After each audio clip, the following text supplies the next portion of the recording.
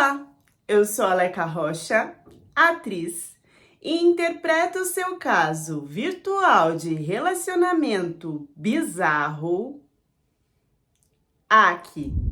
Gente, ele é muito gordo. Ele é gordo e pesado. Gente, esse é o Urano. Filho, cadê o Dinido? Filho. Moço do zoião.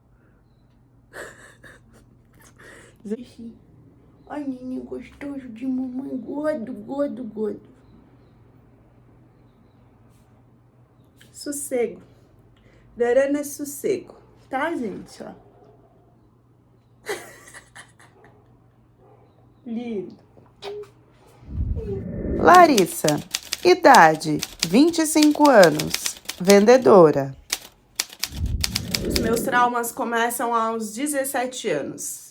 Eu fui nascida e criada como testemunha de Jeová. E assim é toda a minha família, independente do terror que aconteça dentro dessa comunidade. Meu terror, e não só meu, mas de várias irmãs, era o tal do servo Rafael, um querido que comandava a parte musical lá da comunidade. Esse cara acabou com a vida de muitas mulheres. Ele continua lá como se fosse alguém importante e mentindo, porque todos passam a mão na cabeça dele e acreditam no que ele fala, por ele ser um dos líderes e próximo dos anciãos.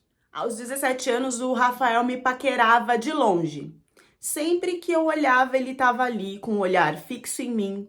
Na hora que eu ia embora das atividades, ele ficava esperando, mesmo que eu fosse a última a sair. Ele meio que me perseguia, mas de um modo galanteador, de paquera, o que já não é visto com bons olhos. Por ele ser uma pessoa importante lá dentro, eu olhava e abaixava o olho, meio que envergonhada, encabulada. Eu não achei que fosse passar disso, nem eu e muitas outras mulheres. Naquela semana estava todo mundo organizando uma festa surpresa para uma das meninas da comunidade. Era uma reuniãozinha. E o Rafael chegou em mim quando acabou uma das atividades e falou que a gente tinha ficado encarregado de comprar coisas para decoração que ele queria fazer lá no Ministério da Música para que tivesse mais bonito no dia de cantar umas músicas nessa reunião. E que se eu poderia ir com ele, porque eu teria um gosto mais feminino para escolher as coisas, já que se tratava de uma reunião para homenagear uma mulher. Eu aceitei. O Rafael tinha 29 anos e eu 17.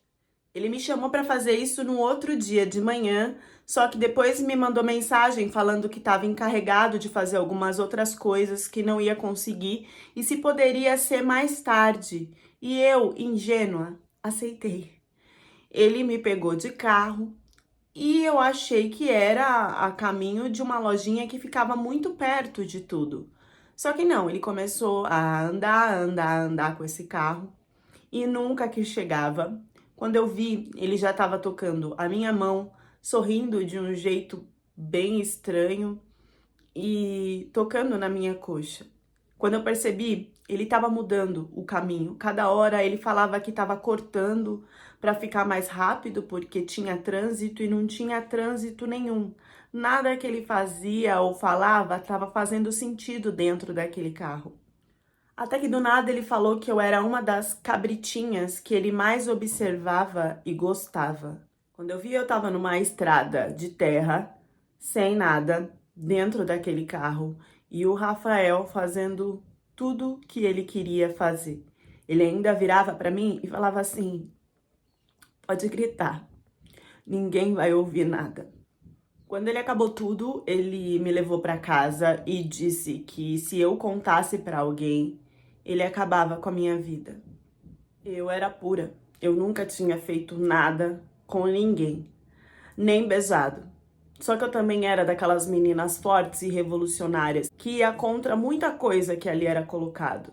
Então eu já não tinha uma imagem muito legal e eu resolvi que eu não ia deixar isso para trás.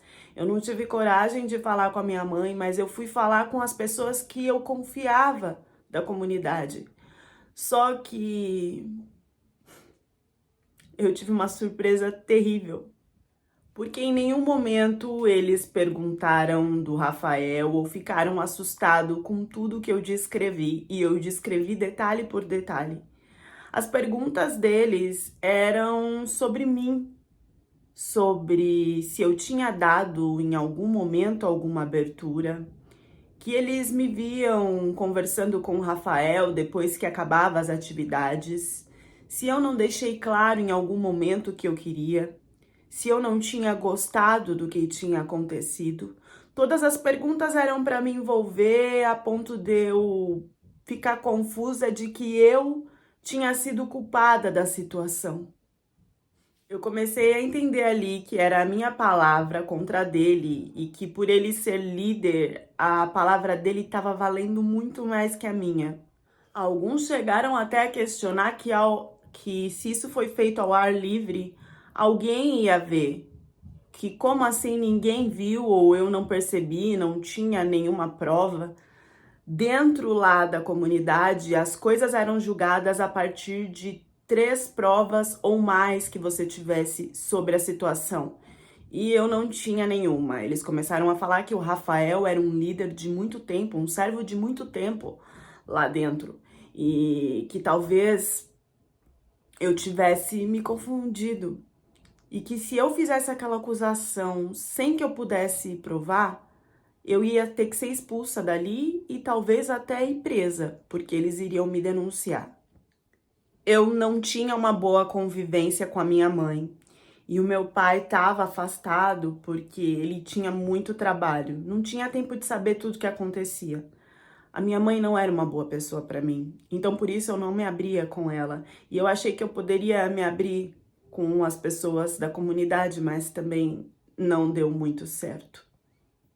Em poucos segundos, depois de tanta pressão e de eu começar a achar que a culpa era minha mesmo, o Rafael entrou nessa reunião.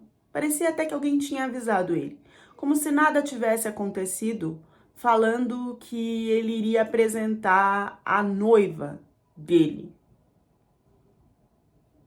Essa noiva nunca foi apresentada. E tudo que ele falou lá naquele dia parecia que era mais para confirmar que ele, sendo servo há tanto tempo do Ministério da Música e ainda agora noivo, jamais faria isso com uma menina de 17 anos. Eles começaram a aplaudir, a comemorar aquilo, porque a tal noiva dele era de uma outra comunidade também, testemunha de Jeová, e viria de uma outra região, onde ela estava fazendo algumas missões só para conhecer ali. E disso a história se mudou. Tudo que eu contei pareceu que nunca aconteceu e que não tinha importância, apesar de outras mulheres depois de mim começarem a falar o que passava com o Rafael, da mesma forma que eu. Eu tinha perdido a minha pureza de um jeito que eu não queria. Eu sabia que isso ia ser super julgado. Quem me olhava torto já começou a olhar 4 vezes pior.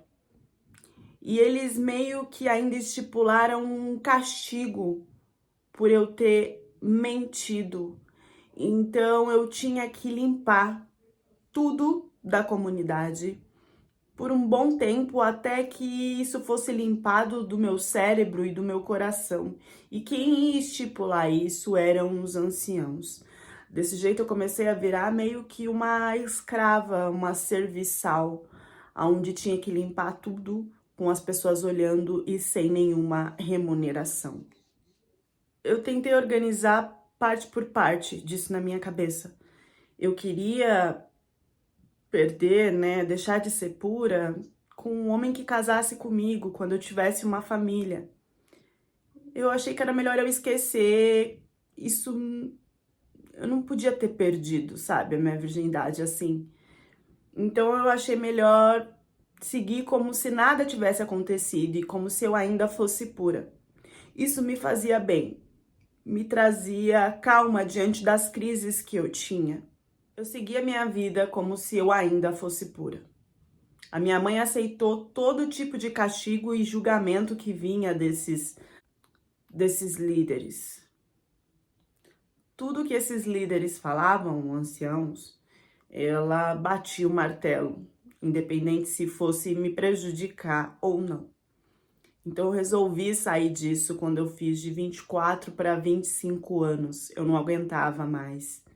Depois que eu saí, eu era olhada como lixo em casa, pela minha mãe ou por qualquer pessoa que chegasse ali. Meu objetivo era sair da minha casa o mais rápido possível, porque eu não tinha importância nenhuma naquele lugar. Foi nessa idade, mais ou menos, que eu conheci o Abi. Abi, idade, 30 anos, programador. Eu conheci ele numa plataforma de jogos online, a gente só jogava, mas era muito mais legal quando era com ele. Quando eu jogava com outra pessoa, não tinha tanta emoção, nem mudança de fases. Então eu fui me apegando a sempre procurar o nome dele lá para jogar. A partir disso é que a gente começou depois a conversar no WhatsApp. O Abi morava na França, eu nunca tinha visto o rosto dele, era sempre fotos de anime. E a gente conversava sobre coisas da rotina, nunca era ligado a relacionamento. Eu acho que a gente conversou mais ou menos um mês e meio por aí, e ele falou do nada que viria ao Brasil especialmente para me conhecer. Eu pedi para fazer uma chamada de vídeo porque eu precisava saber quem era.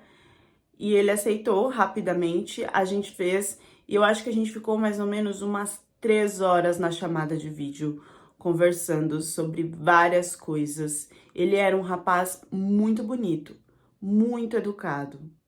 Ele veio ao Brasil, ele em nenhum momento me tocou, me beijou, nada.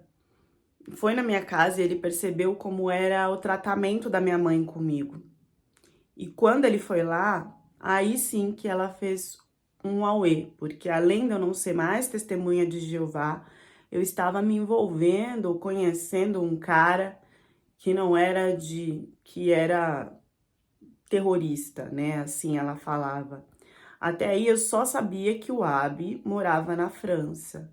Eu não tinha mais nenhuma informação sobre ele. Depois de ver o meu contato com o Abi, a minha mãe resolveu me expulsar de casa. E o Abi estava passando os dias, né? Não na minha casa, lógico, mas no Brasil para me conhecer melhor.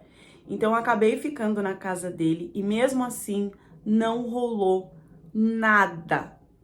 E ele fez questão de falar que ia me ajudar a arrumar um cantinho para que eu não ficasse na rua.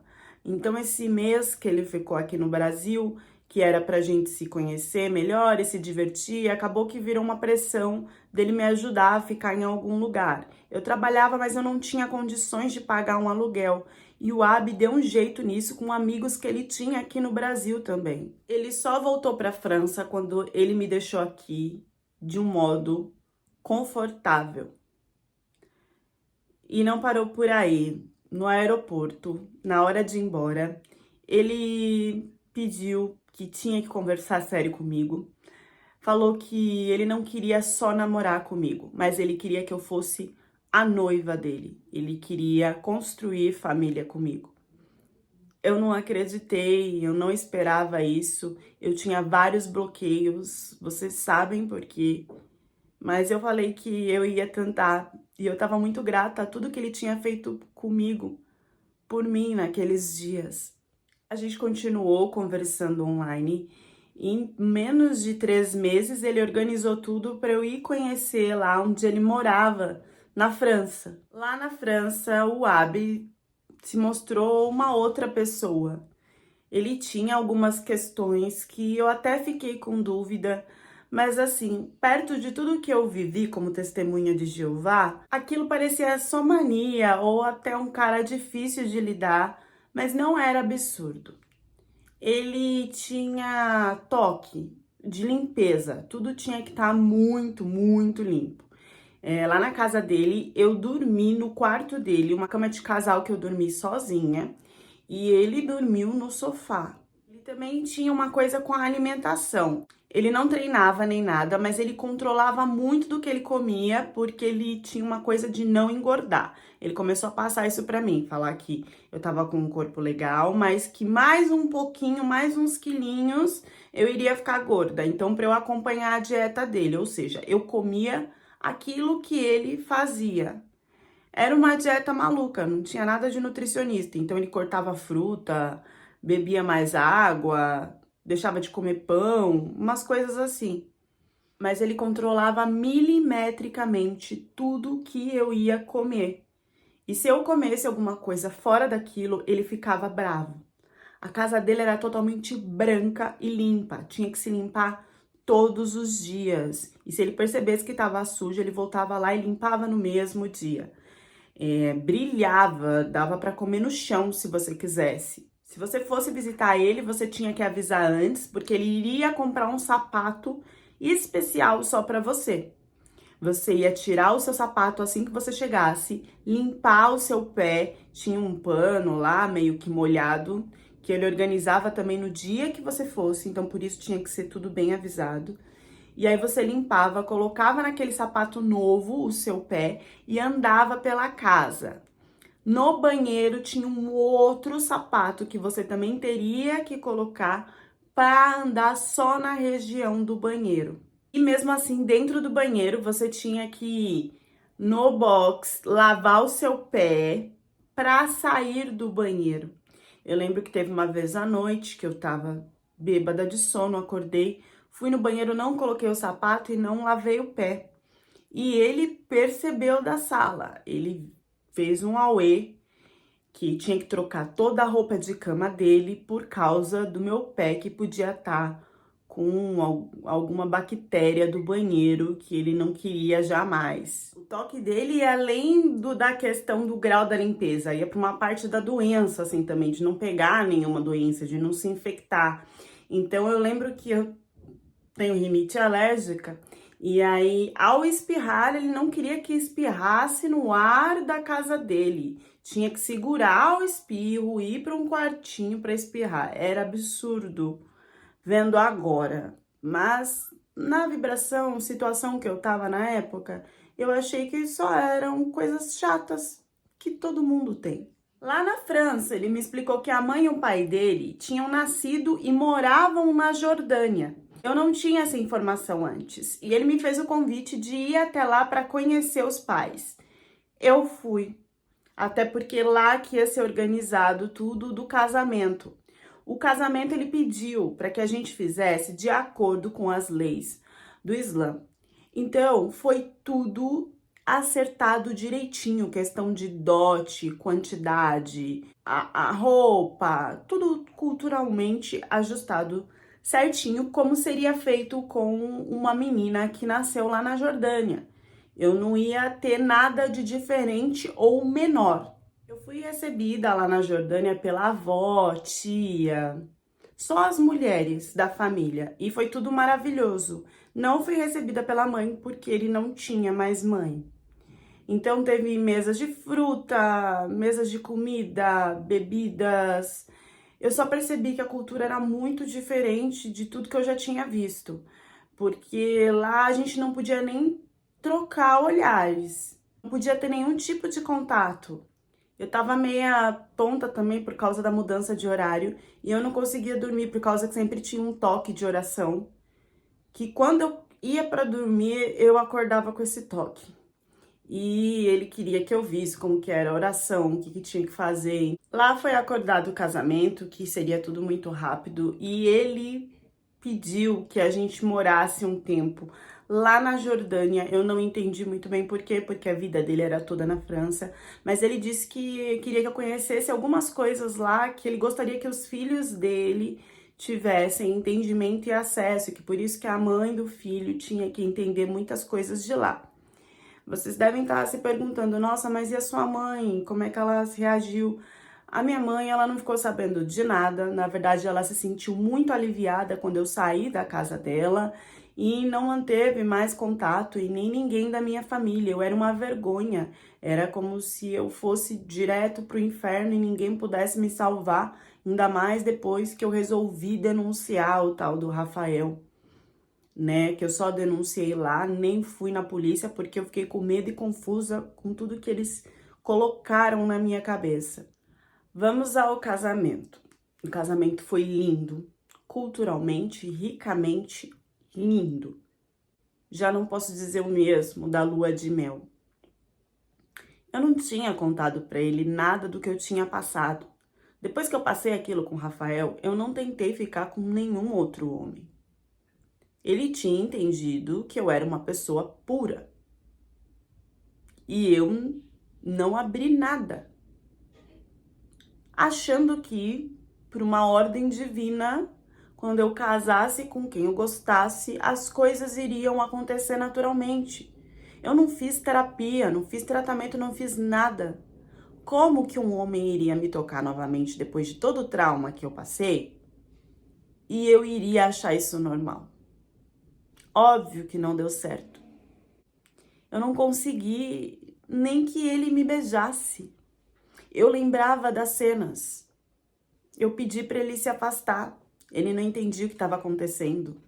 Começou a falar que eu tinha que ser a mulher dele, se eu não gostava dele, se eu não tinha casado à força. Começou a fazer vários questionamentos e a falar, e eu só chorava. Eu pedi um tempo para ele, que eu precisava conversar com ele sobre isso, mas que não podia ser naquela noite. A gente foi vivendo as coisas e eu acabei... Sabe quando você esquece de abrir e contar sobre a situação? E aos poucos a gente chegou, né, no vamos ver. Só que depois eu chorei. Eu chorei que eu não parava. E ele veio me perguntar de novo o que estava acontecendo. Ali, depois do nosso momento íntimo, eu me senti acolhida, eu me senti protegida. Mas me vieram os traumas. Só que eu já me senti confiante para contar para ele tudo que eu tinha passado. Então eu sentei e conversei com ele sobre tudo que eu tinha vivido. E eu achei que eu ia ganhar um abraço. Mas a primeira coisa que ele perguntou depois de, sei lá, eu acho que eu falei por 1 hora. Eu descrevi tudo o que aconteceu. E ele só questionou: então você não era mais virgem? E nunca me falou? Eu falei: eu fui forçada, mas por mim eu nunca fiz nada, nem antes dele, nem depois dele. Eu lembro dele ter ficado uns 3 minutos em silêncio e falar: você mentiu pra mim e eu não posso perdoar isso. Ali ele começou a gritar comigo, dizer que eu era uma pecadora, que eu tinha cometido o pior dos pecados com ele, que ele se sentia impuro, que eu poderia passar alguma coisa pra ele, que eu era suja. Ele entrou no banho, que ele se lavava, como se ele tivesse, sei lá, com barro no corpo, esfregava, e falava um monte de coisa em árabe que eu não entendia, e lia o Alcorão e ficava indo de um lado para o outro. Eu não estava entendendo nada. Eu só me senti pior do que eu já me senti em toda a minha vida. Ainda falou que se eu tivesse dito isso na lua de mel, ele teria cancelado o casamento. Mas como já tinha se passado dias, ele ia pensar no que ele iria fazer. Só que ele não queria me ver mais nem pintada de ouro, ele não queria mais encostar em mim. O que eu tinha passado para ele, sem ele saber, eu estava fazendo ele pecar, eu estava fazendo ele entrar no fundo do poço. Que ele, como homem, se sentia envergonhado. Ele me trancou na casa. Por 1 semana ele só levava comida e saía. Não ficava lá nem 20 minutos comigo. E eu chorava, eu chorei por dias. Eu me senti paralisada. Se ele não queria mais nada comigo, então que ele deixasse eu ir embora. Que ele deixasse, sei lá, eu tentar minha vida de alguma forma. Ele apareceu para conversar comigo depois de uma semana. E só me comunicou que eu não pertencia mais a ele.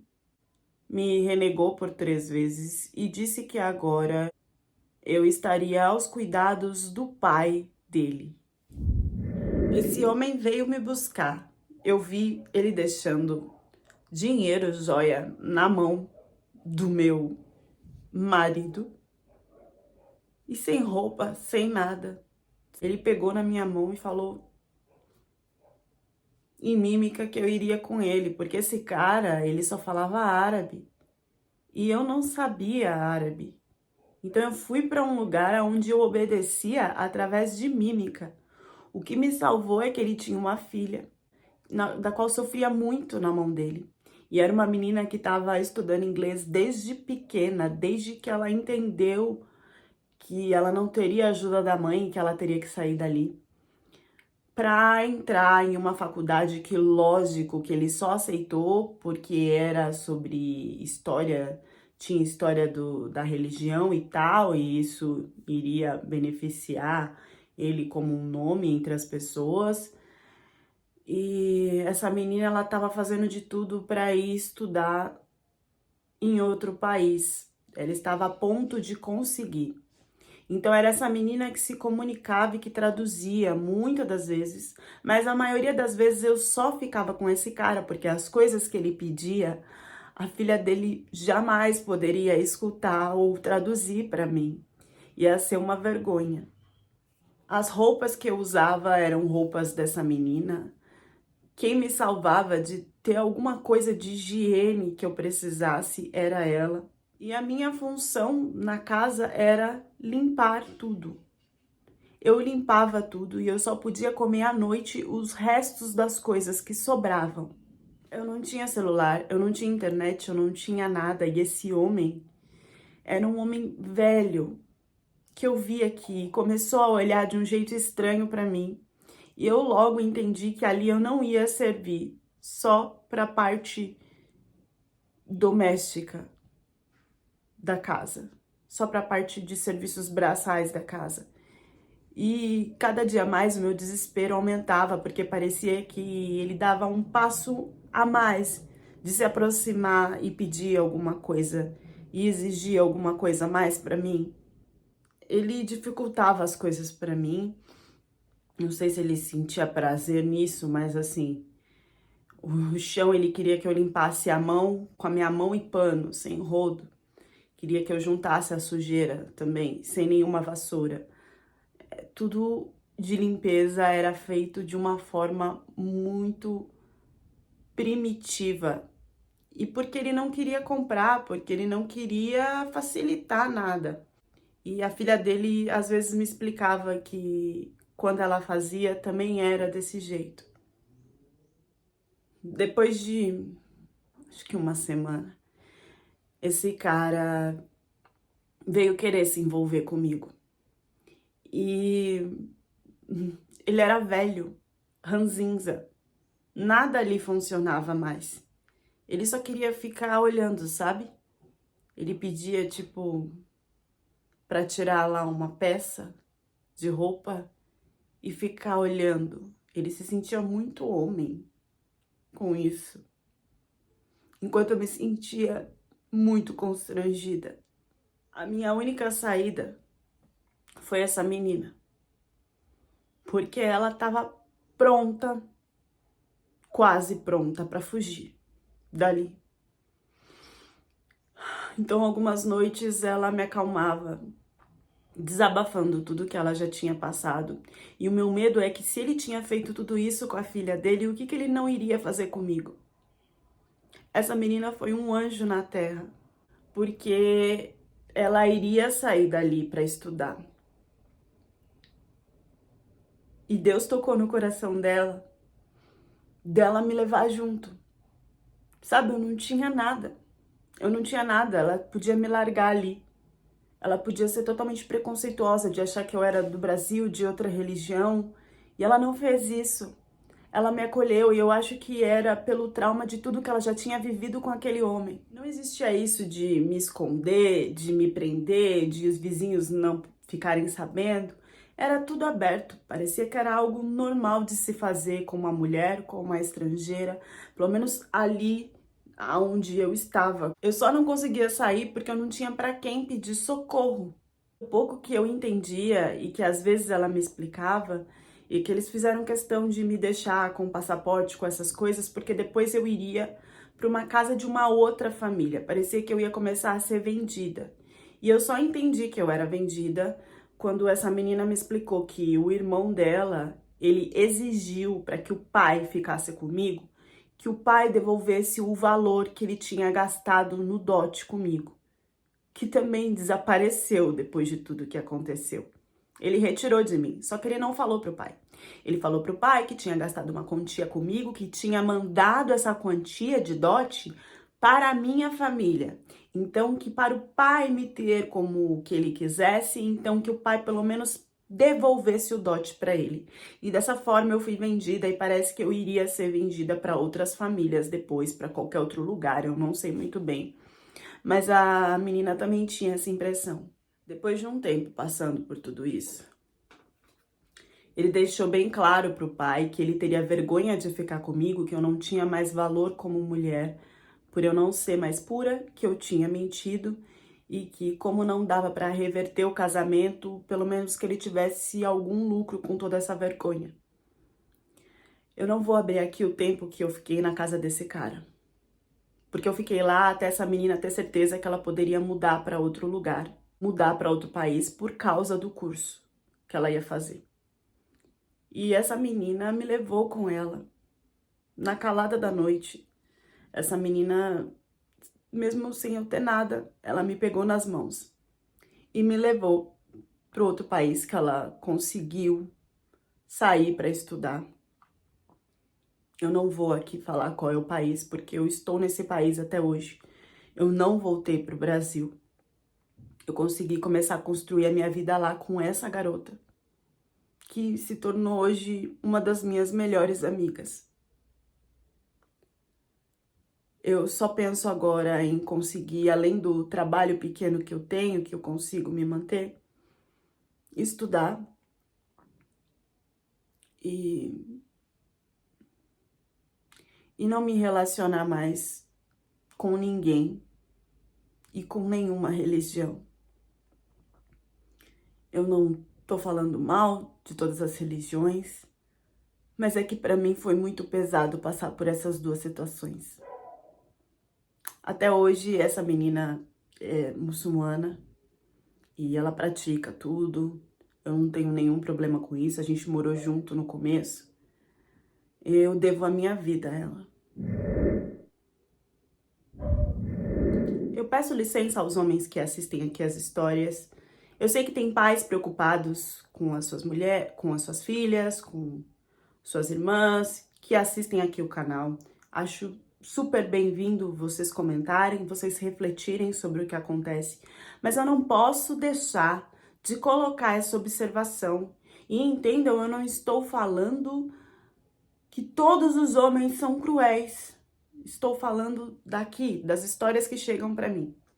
Nessa história, eu consegui observar uma coisa que me deixa bem triste, que é a confirmação de que como o homem ainda, em qualquer sociedade, a gente tem o começo dela no Brasil, depois na Jordânia, na França, como o homem pode praticar erros cruéis e continuar vivendo como se nada tivesse acontecido. A gente teve o Rafael, que judiou não só dela, mas de outras irmãs dentro da comunidade lá, né, Testemunho de Jeová. A gente tem um marido que mudou só porque ela não era mais pura. A gente tem o pai do marido que comprou a esposa do filho. E como que as mulheres, muitas, elas, além de não ter ajuda, elas têm que se virar nos 30, no 100, para conseguir fugir. Não são todas que vão ter essa oportunidade de conseguir se conectar com o estudo, com o trabalho para sair da situação. Isso piora quando não se tem o apoio da família. E quando se tem o apoio da família, às vezes a família ainda fica do lado do homem que nunca viu na vida.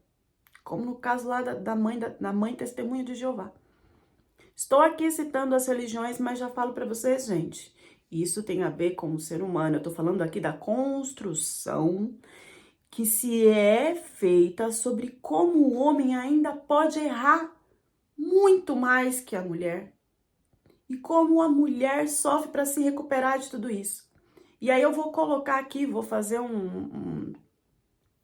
vou assimilar aqui com a questão dos jogadores de futebol que a gente tem aí, né? As histórias do que tá acontecendo.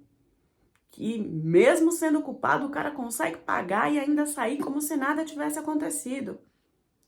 Então a gente precisa observar, acho que a nossa sociedade precisa observar essa diferença aí de padrão entre o que o homem pode fazer e 2 segundos nada aconteceu, e o que a mulher é julgada, às vezes nem por ter feito. Deixem as reflexões de vocês nos comentários e até a próxima história do canal.